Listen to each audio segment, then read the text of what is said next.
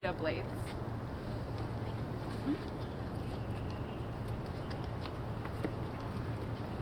Good afternoon. My name is Dr. Marquita Blades, and I have been an educator for 21 years. I spent 16 of those years in public school classrooms around Metro Atlanta. One of those years I spent teaching in Atlanta public schools.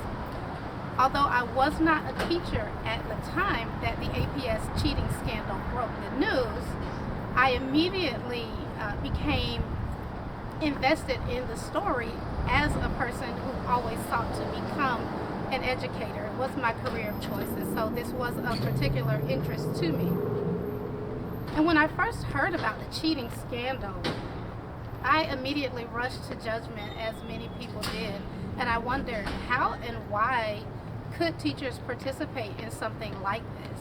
But as the story continued to unfold, that judgment turned into compassion and empathy.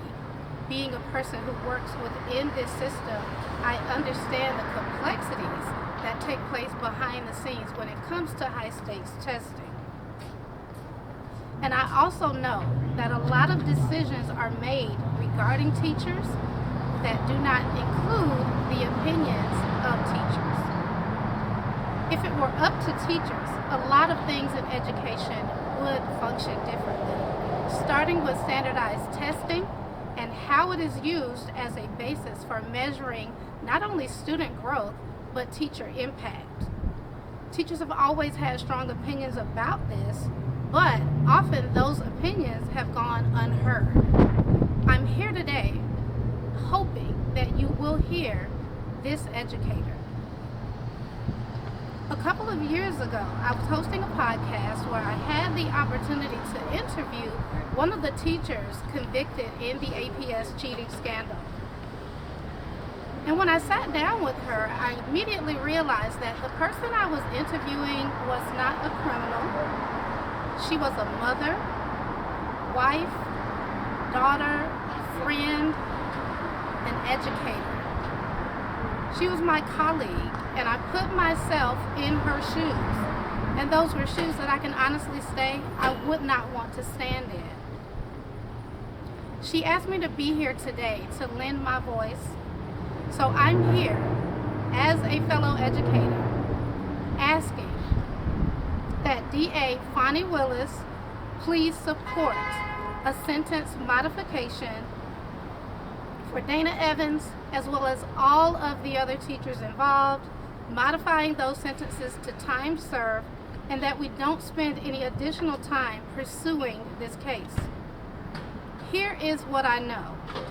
From traveling the country, working as a consultant for the past 5 years, supporting teachers who are still in the classroom on the front lines with students every single day. I know that teacher morale right now is at an all-time low, and teacher resignations are steadily rising. I know that it's becoming increasingly difficult to recruit and retain teachers.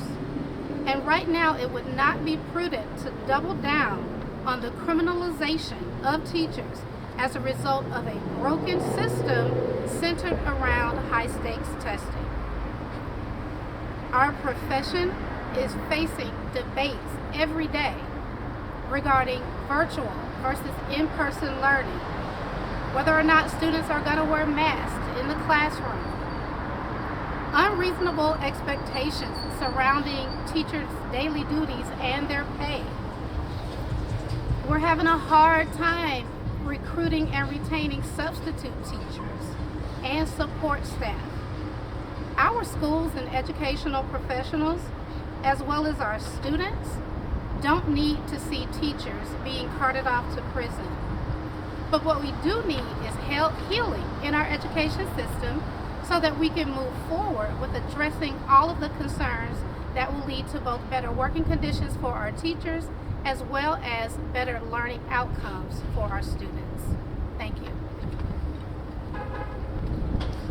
Good afternoon. My name is Richard Rose, R-I-C-H-A-R-D, last name Rose, R-O-S-E. I'm president of the Atlanta